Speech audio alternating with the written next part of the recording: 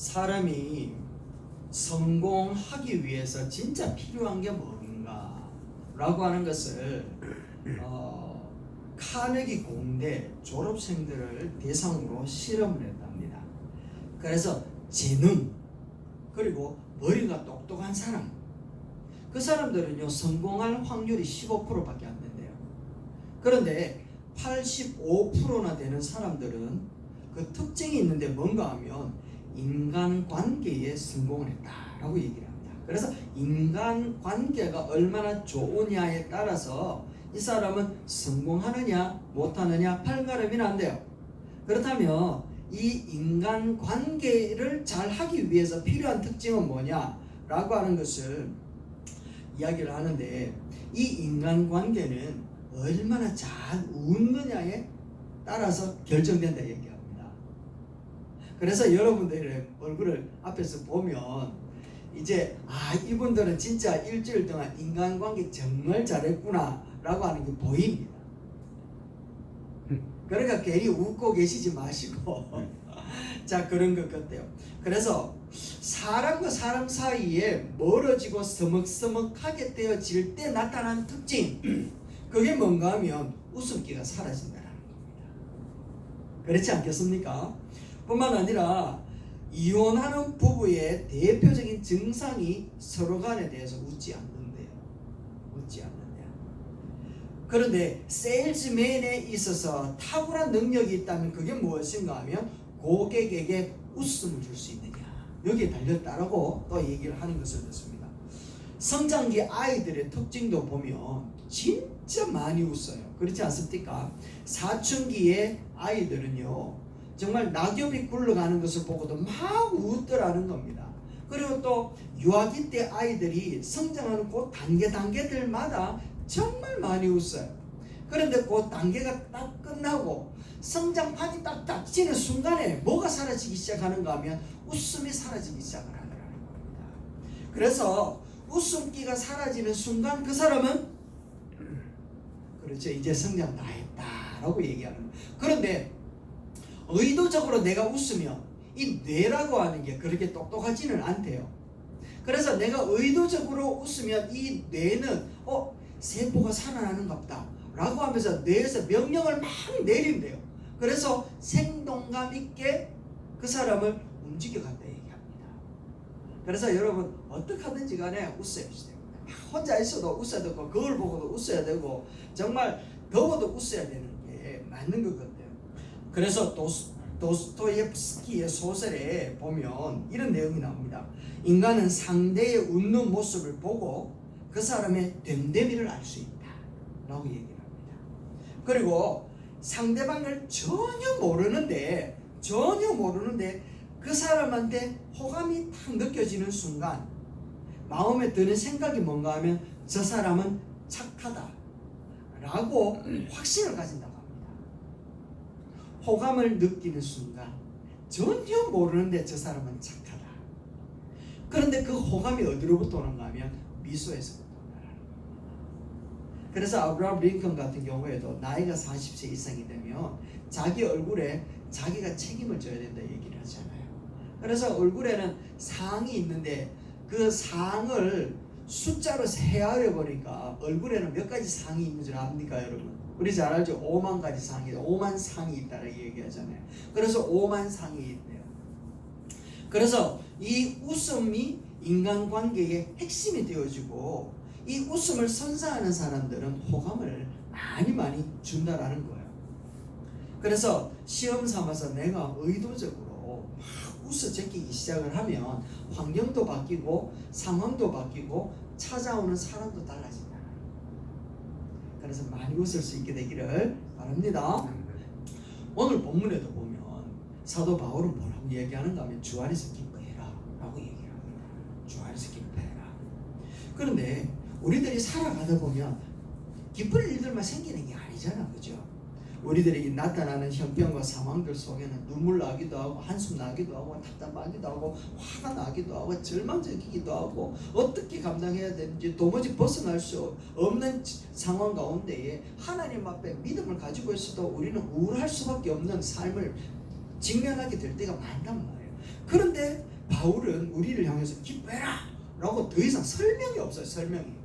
자, 그런데 오늘 본문 말씀에 보면 우리 성도들이 그 모든 환경 가운데에서 기뻐할 수 있는 왜 기뻐해야 될 것인가 하는 것에 대해서 얘기를 하고 있습니다. 자, 그 첫 번째가 무엇인가 하면 우리가 주님 안에 있기 때문이다 라고 얘기를 합니다. 한번 읽어봅시다. 큰 거 시작. 주 안에 있기 때문입니다. 아멘. 주 안에 서 있기 때문입니다. 4장 4절인데 말씀으로 같이 한번 읽어봅시다. 시작. 주 안에서 항상 기뻐하라. 내가 다시 말하노니 기뻐하라. 아멘. 이 기쁨이라고 하는 것은 두 가지가 있습니다. 두 가지. 어디로부터 오느냐라고 하는 것에 대해서 두 가지가 있는데, 첫 번째는요, 세상으로부터 오는 것이 있고, 두 번째는 예수님으로부터 오는 것이 있다라는 거예요. 그래서 세상으로부터 오는 기쁨이라는 게 어떤 것이 있을까 하는 것을 보니까 성경에는 많은 부분들을 설명을 하고 있는데, 세상으로부터 오는 그 기쁨이라고 하는 것은 안목의 정욕과 육신의 자랑, 이생의 자랑, 이것으로부터 오는 기쁨이다 라고 얘기를 하고 있는 것을 보게 되었습니다. 그래서 이것은요, 외부에서 주어지는 기쁨의 원인이 되어지고 또 환경에 따라 가지고 주어지는 것이기 때문에 이것은 언제나 변할 수밖에 없다 라고 얘기를 합니다. 그러니까 맑은 날은 기쁘고 흐린 날은 우울해지고, 건강하면 또 기쁘고 또 건강이 나빠지면 슬퍼질 수 있다라는 거예요. 또 젊어서는 기쁘고 늙어서는 슬퍼하고, 그리고 살 때는 기쁘고 죽을 때는 슬프고, 세상적인 기쁨이라는 건 이렇게 일시적인 기쁨이고 잠깐 있다가 없어지는 기쁨일 수밖에 없다라고 하는 것이 성경 전체에 그렇게 얘기를 하고 있는 거예요.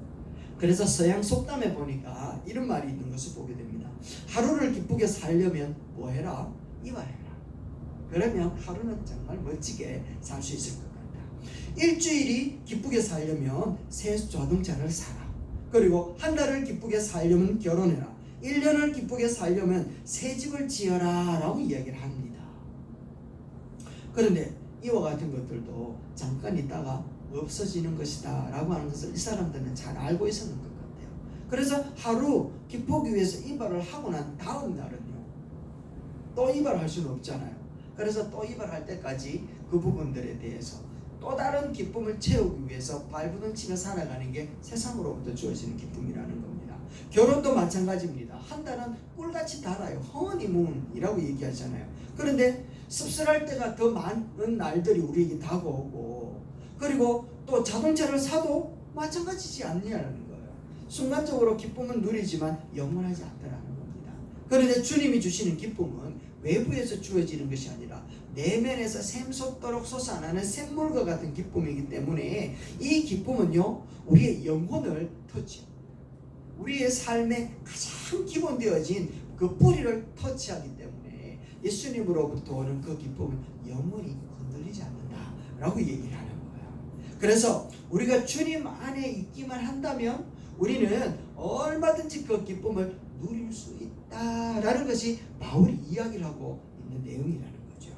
그래서 바울이 이야기한 주 안에라고 하는 뜻은 무엇인가 하면 나의 통치자, 나의 주인, 나의 왕 대신 하나님 안에, 예수님 안에 흔들림 없이 굳게 서 있다 라고 하는 그런 뜻을 갖고 있는 거예요. 주 안에 라고 하는 말이 흔들림 없이 하나님 안에 라고 이야기를 하는 거죠. 그래서 이 말을 다시 얘기를 하면 이런 뜻을 갖고 있습니다. 너희는 지금 구원의 주시오 인생의 왕이신 하나님의 품 안에 있기 때문에 너희는 기뻐해야 돼.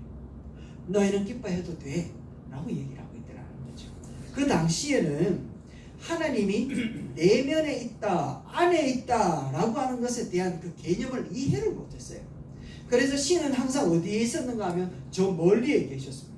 그래서 신 앞에 가기 위해서는 언제나 제물을 들고 그 신이 있는 신전을 향하여 찾아갔던 거죠. 그리고는 신의 마음에 속 들기 위해 가지고 좋은 제물을 드리고 비싼 제물을 드리는 게 그들이 신에 대하여 가지는 자세였습니다. 그런데 바울이 뭐라고 이야기하는가 하면 그렇지 않다. 너희는 하나님 안에 있다 라고 얘기를 하는 거예요. 예수님도 그래 말씀하지 않았습니까? 너희는 내 안에, 내 말이 너희 안에 라고 이야기하는 거예요. 너희는 포도나무고 나는 포도나무고 너희는 가지다. 너희가 내 안에 있으면 하는 열매를 맺는다 라고 말씀하고 있단 말이에요. 그러니까 그들이 신과 인간이 안에 있고 연합한다라는 그런 개념들은 도무지 이해가 되지 않았던 거예요. 그래서 바울이 뭐라고 이야기하는가 하면 만왕의 왕이요 만주의 주가 되시는 여호와 그분 안에 있으니까 너희들이 이제 기뻐해도 돼. 그분 안에 들기 위해서 그렇게 애쓰지 않아도 된다. 이제 그분 안에 있으니까 이제 만족해도 된다 라고 하는 것을 던져주고 있다는 겁니다. 바울은 지금 감옥에 갇혀 있거든요. 감옥에 갇혀서 예수 그리스도의 복음을 전하고 또 예수님의 사명을 감당하기 위해서 애를 쓰고 기를 쓰고 살았던 그 삶의 많은 시간들의 결과가 무엇인가 하면 감옥에 갇히는 것이었습니다. 그런데 그 이유도 합당한 무엇인가 잘못했기 때문에 갇힌 것이 아니라 그들이 억울하게 바울을 잡아가지고 감옥에 집어넣어요. 그래서 가이사랴 그 감옥에 갇혀 있을 때에 재판을 해야 되잖아요. 그런데 재판하기 위해서는 정인들을 데리고 와야 되는데 바울을 집어넣은 그 죄에 대한 정인을 찾을 수가 없는 겁니다. 그래서 2년 동안 바울을 재판하지 않고 감옥에 집어넣었어요. 바울의 입장에서는 너무너무 억울한 겁니다. 재판을 하면 무죄라는 것이 바로 드러나는데 재판을 열지를 않는 거예요. 그래서 감옥에 갇혀 있다가 하도 해도 안 되니까 뭐라고 이야기하는가 하면 나 로마인이야. 그러니까 너희들한테 재판 안 받을란다. 로마 황제 앞에 가서 재판 받을란다 라고 이야기를 하면서 재판을 이렇게 다시 송사를 해버린 거예요. 그러니까 그 유대에 있었던 이 재판관들이 야 네가 그 말 안 했으면 우리 해방시켜 줄라 했는데 너 추록시켜 주려고 했는데 네가 로마에 간다 했으니까 잘 됐다. 로마로 가자 하면서 병사들과 함께 로마로 이렇게 데리고 가는 거예요. 근데 로마에 들어갔을 때에도 2년 동안 감옥에 있는 거와 마찬가지로 가택으로 연금을 당해버리는 겁니다. 바깥으로 갈 수가 없는 거예요. 그것도 무려 2년 동안. 그러니까 토탈 4년 동안 꼼짝 못하고 갇혀 있는 겁니다. 그러니까 억울하고 너무너무 마음이 상하고 너무나도 힘들어도 당연한 그런 결과의 형편에 있는데 바울은 뭐라고 이야기하는가 하면 디모데후서 2장 9절 말씀에 이렇게 이야기합니다. 우리 같이 한번 읽어볼까요? 시작. 복음으로 말미암아 내가 죄인과 같이 매이는 데까지 고난을 받았으나 하나님의 말씀은 매이지 아니하니라. 할렐루야. 이런 고백을 하고 있단 말이죠. 자기는 지금 복음 때문에 감옥에 갇혀 있는데 무엇은 갇히지 않았다고요? 복음은 갇히지 않았다라는 겁니다. 하나님의 능력은 갇히지 않았다라는 거죠. 그러니까 가택의 연금 상태에 있었지만 자기를 면회하러 찾아오는 사람들에게는 복음을 이렇게 전하기도 하고 또한 지금 에베소스라든지 빌립보스라든지 골로새서라든지 이런 영역에 있는 사람들에게 편지를 다 쓸 수 있는 시간을 가지게 되어진 겁니다. 그래서 그곳에서 복음을 막 썼는데 이렇게 기록되어진 책이 무엇인가 하면 빌립보서예요. 그 빌립보서 오늘 우리가 읽었던 내용에 있는 게 무엇인가 하면 주 안에 있으니까 기뻐해도 돼. 나는 주 안에 있기 때문에 늘 기쁘단다. 내가 다시 말하는데 너희들도 주 안에 있기 때문에 기뻐해야 돼. 이런 뜻이 바로 4장 4절 말씀이라는 겁니다. 오늘도 우리에게 동일하게 말씀하고 있는 줄로 믿습니다. 우리가 주 안에 있으면 당연히 기뻐해도 되는 줄로 믿습니다. 아멘. 우리가 주님 안에 들기 위해서 천국 가기 위해서 기뻐해야지가 아니라 이미 우리는 주님 안에 있기 때문에 기뻐할 수 있는 그런 근원이 우리에게 당연하게 주어져 있는 줄로 믿습니다. 아멘. 그래서 세상으로부터 불어오는 비바람, 역경들, 어려움들, 여러가지 난관들, 어떤 때는 모함을 당하기도 하고 조롱과 배신 이런 것들 때문에 가슴을 치고 고통스러운 상황을 직면할 때도 우리도 너무너무 많이 있잖아요. 예수 믿으면 그런 일이 없으면 좋겠는데 사탄이요 예수 믿는다고 그냥 두지 않더라는 겁니다. 여지없이 불어 몰아치는데 감당할 수 없도록 우리들을 힘들게 만들어요. 그런데 우리는 그런 상황 가운데 흐르는 눈물을 닦고 가슴을 치면서도 일어날 수 있는 힘의 근원이 어디에 있는가 하면 나는 주님 안에 있기 때문에 일어날 수 있는 힘 또한 주어지는 줄로 믿습니다. 아멘. 이게 바로 크리스찬의 모습이라는 겁니다. 고난이 없는 게 아니라 고난 가운데도 일어날 수 있는 그 힘, 그 힘이 어디에 있는가 하면 바로 주님 안에 있는 자이기 때문인 줄로 믿습니다. 아멘. 그래서 우리는 슬픔을 이겨낼 수 있고 견뎌낼 수 있다라는 것이죠. 어린아이 하나가 엄마를 잃어버린 거예요. 주일 어제 같은 경우도 해운대에 얼마나 많은 사람들이 많이 와 있었는지 모르는데 미아가요 터져나갑니다. 그 아이의 부모를 잃어버렸던 이 아이는 눈물을 펑펑 쏟으면서 무슨 말을 해도 들리지 않고요. 자기도 무슨 말을 하고 싶은데 기억이 막 없는 멘붕 상태가 딱 돼버렸습니다. 그러니까 경찰이 물어도 그렇게 잘 알던 엄마 핸드폰 번호도 생각이 안 나고 집 주소도 생각이 안 나고 자기가 그렇게 좋아했던 아이스크림을 그 경찰이 사다 주고 먹으라고 달래도 이 아이스크림이 자기의 그 엄마를 잃어버렸던 그 슬픔을 이기지를 못하는 겁니다. 또 그렇게 재밌게 가지고 놀았던 장난감을 줘도 이 눈물과 슬픔을 멈추지를 않는 거예요. 막 울고 떼를 쓰고 감당할 수가 없을 정도로 그렇게 막 울고 소리 지르더라는 겁니다.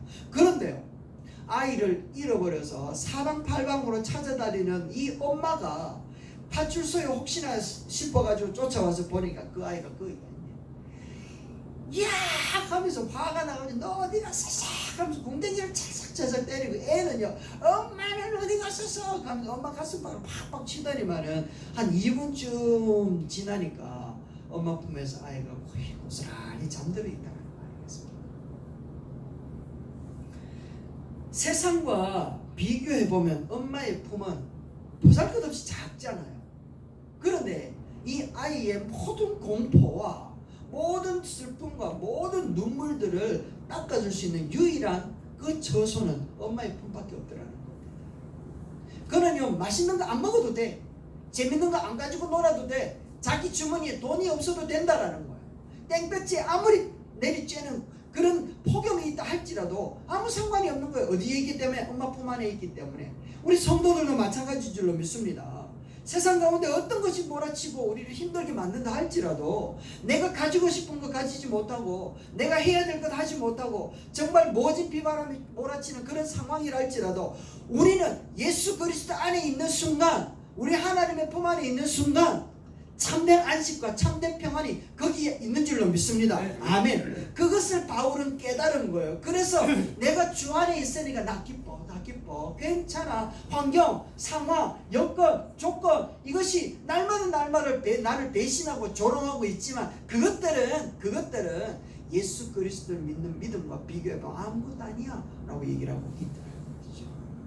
여러분, 예수님도 우리에게 이야기를 합니다. 요한복음 14장 27절 말씀인데 우리 한번 읽어볼까요? 시작. 평안을 너에게 끼치노니 곧 나의 평안을 너에게 주노라. 내가 너에게 주는 것은 세상이 주는 것과 같지 아니하니라.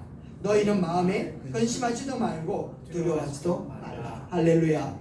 예수님이 주는 평안, 이 평안이 세상에서 몰아치는 그 어떤 모진 비바람 그 가운데서도 느끈하게 이길 수 있는 그런 에너지를 주시는 줄로 믿습니다. 아멘. 감옥살이하는 바울이 감옥 밖에 사는 빌립보 성도들에게 이렇게 얘기를 하고 있는 거예요. 바울은 육신의 자랑, 안목의 자랑으로 일희일비하지 않았던 거예요. 그는요 외적인 자랑거리를 가지고 기쁨을 잃어버린 자가 아니었다라는 것이죠. 배가 고프고 헐벗고 굶고 고생하고 핍박하는 것 때문에 힘들기는 했지만 그 속에 있는 그 기쁨을 잃어버릴 수가 없었다라는 것이죠. 어디에 있었기 때문에? 주님 안에 있기 때문에. 할렐루야. 여러분도 주님 안에 있는 줄로 믿습니다. 그것 때문에 변화되는 것은 없을 수 있지만 그러나 우리 안에 있는 이 참된 기쁨은 잃어버리지 않기를 주의 이름으로 축원합니다. 바울은 주 안에 있는 것이기 때문에 세상 가운데 살았지만 그의 마음은 세상에 빼앗기지 않았던 겁니다. 그의 발걸음은요 세상을 향하여 걸어갔지만 언제나 그의 마음은 하늘을 향하여 걷고 있었던 것이지요. 어느 부잣집 노인이 말을 타고 행차하는 앞길에 거지같이 보이는 사람이 흥겹게 춤을 추고 있습니다. 춤을 추는 겁니다. 그래서 노인이 묻습니다. 나는 돈도 많고 명예도 많은데 당신처럼 이렇게 춤출 일이 없어요. 무슨 일 때문에 그렇게 춤을 추고 기뻐합니까? 라고 묻습니다. 그러니까 이 거지 같은 사람이 세 가지를 이야기를 하는데 첫째는 하나님께서 나를 가장 귀한 사람으로 지어주셨다는 것 때문에 춤을 추고 있습니다. 둘째는 나는 비록 절름발이 불구자이지만 세상에는 나보다 더한 불구자가 많기 때문에 춤을 출 수가 있어요. 세 번째는 세상에서는 날 부러워할 사람이 없을 것 같으나 없지만 죽으면 하나님 품 안에 있을 것을 생각하니 너무너무 기뻐서 춤을 춥니다 라고 얘기를 하고 있더라는 겁니다.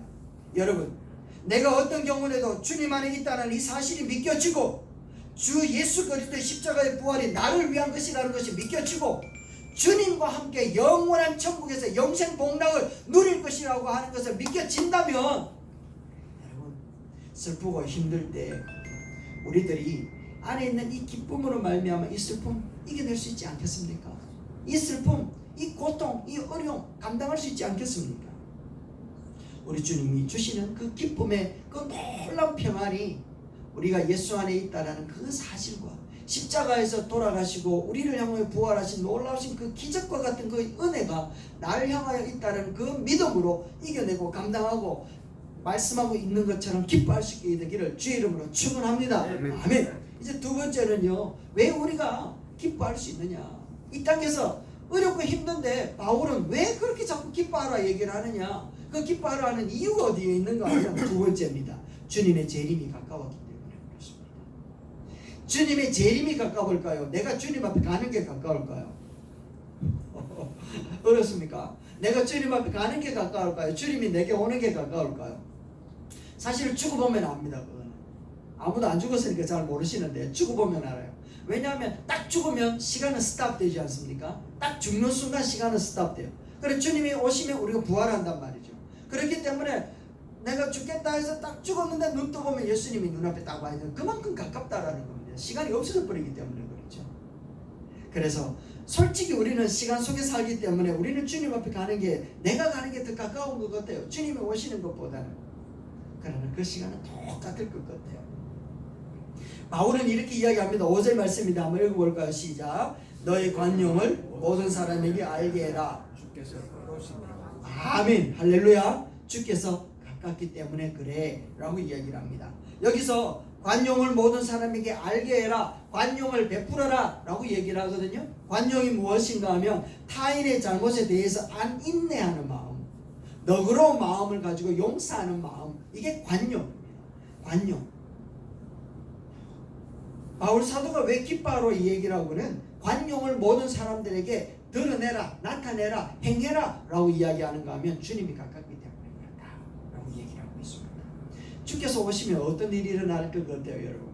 주님이 이렇게 막 구름다고 쫙 오실 때, 아니면 내가 주님 앞에 탁 서 있을 때 주님이 정말 어떤 모습으로 오실 것 같아요? 성경에 보면 예수님께서 오실 때 어떤 상황들이 벌어지는가를 자세하게 나타내 보여주는데, 마태복음 25장 말씀의 마지막 부분에 이렇게 얘기를 해요. 양과 염소 비유를 얘기를 하는데 예수님께서 이렇게 이야기합니다. 31절입니다. 한번 읽어봅시다. 시작. 인자가 자기 영광으로 모든 천사와 함께 올 때에 자기 영광의 보좌에 앉으리니 모든 민족을 그 앞에 모으고 각각 구분하기를 목자가 양과 염소를 구분하는 것 같이 합니다 라고 얘기합니다.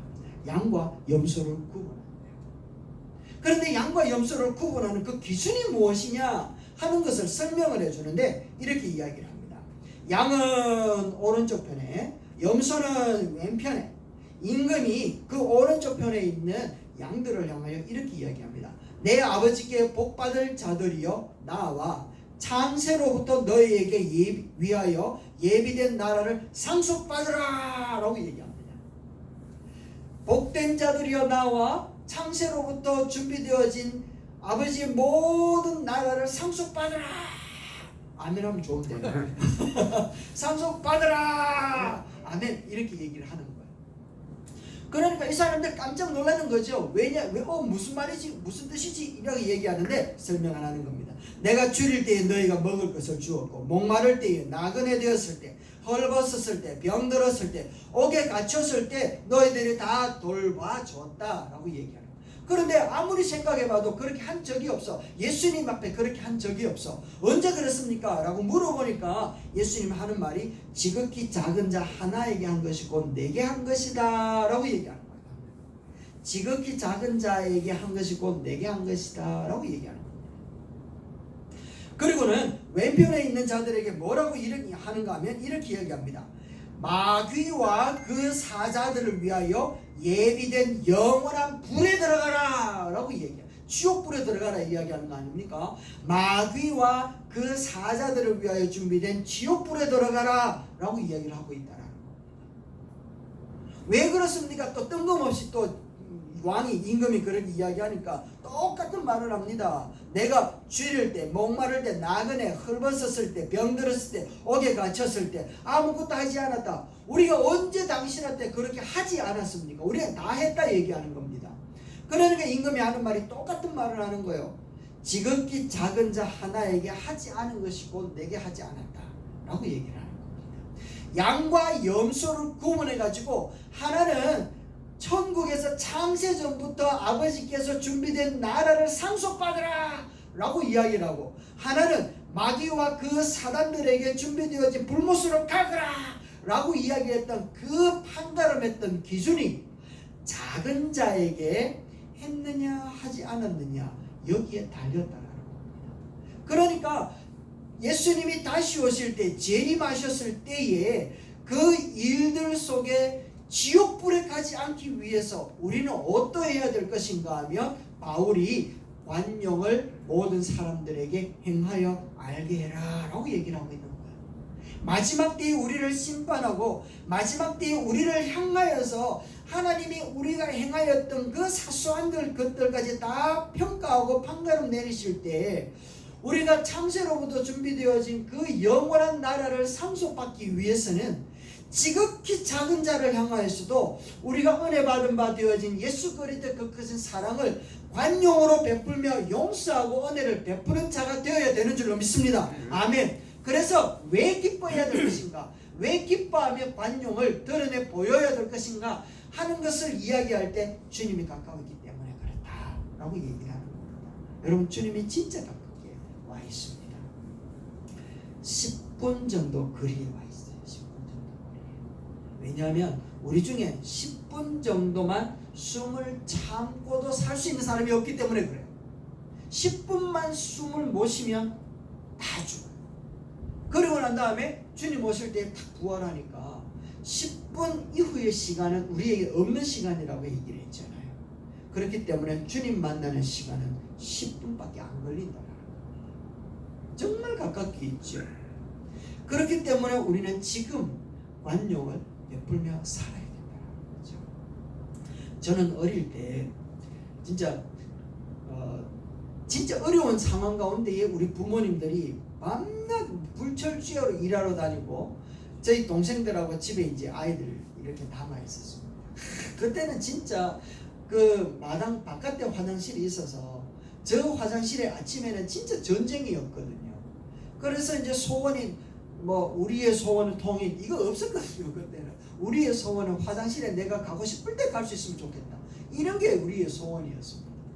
그때 이제 동네 친구들하고 어울려서 학교에 갔다 오면 정말 전쟁놀이, 정말 오징어 땅 따먹기 이런 거 정말 많이 했거든요. 구슬치기, 딱지치기, 술래잡기, 그러면서 그 뽕나무 숲을 다니기도 하고 들깨 숲을 다니기도 하고 이렇게 이제 다녔던 기억이 납니다. 그때는 이제 초가집도 많고 들도 많았고, 그죠? 높은 고층보다는 낮은 저층이 많았어요. 동네 친구들하고 하고 굉장히 많이 놀았는데 지금도 생각나는 놀이가 있는데 땅 따먹기에서 땅 따먹기 우리 다 생각나시지 않습니까? 안 해본 사람은 모르겠지만 이 땅 따먹기를 하면 전쟁이 벌어집니다. 그래 니캉내캉 팀을 이뤄가지고 땅 따먹기를 하고, 땅 따먹기 하다가 자기가 많은 땅을 차지하기 위해서 그 안에 또 배신도 일어나고, 이건 내 땅이다 하면서 막 싸우기도 하고, 그러면서 이렇게 해가지고 너 3번이 아니라 4번째 들어왔다 얘기를 하면서 막 싸우고 코피 터지도록 싸우기도 하고, 정말 태양빛이 막 중천에 떠서 서쪽으로 쫙 넘어갈 때쯤 되어지면 그렇게 이제 싸우기도 하고 서로 땅을 빼앗기도 하고 차지하기 위해서 그렇게 몸부림치면서 놀던 그 친구들이요, 집집마다 엄마가 와가지고 그 아이의 이름을 부르는 겁니다. 개똥아, 소똥아, 이렇게 애들 이름을 쫙 부르는 거야. 그러면요, 야, 참 섭섭한 거 있지 않습니까? 그렇게 코피 터지도록 싸우던 그 놈이 벌떡 일어나더니 하는 말에 재현아 이거 네 땅 네 먹어라, 내 땅 네 먹어라 그러면서 지는 저거 집에 가버리는 거야. 그러면 남아가지고 얼쑤 좋다 싶어가지고 그 땅 내 거다 하면서 건물 탁 지어가지고 또 이렇게 나무기를 합니다. 그러면 또 시간 한 10분쯤 지나면 동네마다 엄마들이 나와서 애를 부르는 겁니다. 하나하나 다 떠나가고, 그러면서 이제 남아있는 애는요 뭘 하는가 하면 그 땅바닥에 있던 그 땅 따먹기도 흔적들을 쭉 지우는 겁니다. 발로 이렇게 떼면서 지우면서 자기 집으로 쭉 들어가더라는 거죠. 여러분, 이게 우리 인생의 모습인 것 같습니다. 아무리 생각을 해도 우리가 목숨을 걸고 조금이라도 더 많이 가지기 위해서 정말 배신하기도 하고 거짓말하기도 하고 여러 가지 상황 속에서 우리가 감당하면서 살아가잖아요. 그러다가 하늘 아버지가 때가 되어가지고 인생에 정말 햇살이 넘어가고 있는 그때에 하늘 아버지 오셔가지고 우리 이름을 쫙 부르는 겁니다. 제라고 부르면 우리 중에 그 누가 내가 이 땅에 너무 많이 가졌으니까 안 갈래요 아버지 조금만 기다려주세요 할 사람이 아무도 없다는 거예요. 다 두고 가야 된다는 거예요. 심지어는 이 땅은 큰아들 네가 먹어라, 이 땅은 둘째 딸 네가 먹어라 라고 이야기하면서 다 배부르고 다 올라가지 않습니까? 그죠? 땅 따먹기 하고 너무너무 똑같아요. 그리고 나머지 남은 사람들은요 그건 모르겠습니다만 올라간다고요. 코피 터지도록 싸우고 땀 흘리고 눈물 흘리며 다른 사람을 밟아야 살아가는 그런 사회 속에서 움켜잡고 살았던 모든 사람들이 다 떠나가 아버지 집으로 가더라. 바울은 오늘 우리에게 그렇게 얘기하는 겁니다. 주님 오실 날이 가까웠다. 그래서 하늘에서 우리를 부르며 그거 부여잡아가지고 남아있을 사람은 어디에 있느냐. 그리고 그곳에 가가지고는 우리가 했던 일들에 대해서 다 심판을 받게 되어지고 우리들 중에 그 누구는 창세로부터 준비되어진 것을 상속받을 사람이 있는 반면에 어떤 사람은 지옥불에 들어갈 수 있는 사람들이 있을 텐데 지금 우리가 해야 될 게 뭐냐. 관용을 베풀어라. 알도록 관용을 베풀어라. 크고 많은 일을 하라는 거 아니잖아요. 작은 소자 한 사람에게 우리들의 선한 행위를 베풀어라 라고 얘기를 하고 있다는 거예요.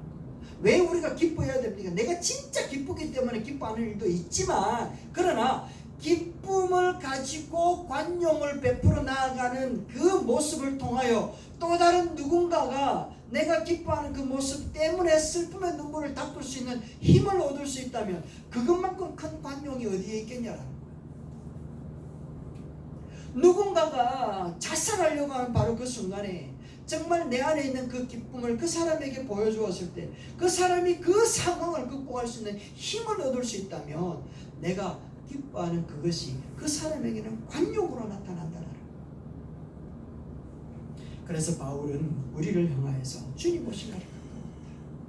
그러니까 관용을 베풀며 살자 라고 얘기를 하고 있다는 겁니다. 말씀을 뵙겠습니다. 여러분, 코페르니쿠스라고 하는 사람이 죽음 앞에서 이런 유언을 남겼습니다. 그리고 그의 묘비에는 이렇게 적혀져 있습니다. 나는 바울이 가진 특권을 구하지 않습니다. 나는 베드로에게 주신 능력도 구하지 않습니다. 나는 다만 십자가에서 강도에게 주신 용서를 원합니다 라고 얘기를 합니다. 여러분, 우리는 예수 그리스도로부터 구원함을 받은 은혜, 그 감격과 그 주 안에 있는 기쁨을 가진 자들이잖아요. 그리고 주님 오실 그날에 내가 하늘나라 올라가 영원한 나라의 것을 상속받을 준비가 되어진 자들이잖아요. 그렇기 때문에 힘들고 어렵지만 우리는 그 상황에서도 이 기쁨, 주님으로부터 주시는 그 감격스러운 그 은혜의 그 기뻐함을 놓치지 않고 어려움을 극복하고 이겨낼 수 있는 정말 멋있는 주의 자녀들이 될 수 있게 되기를 주의 이름으로 축원합니다.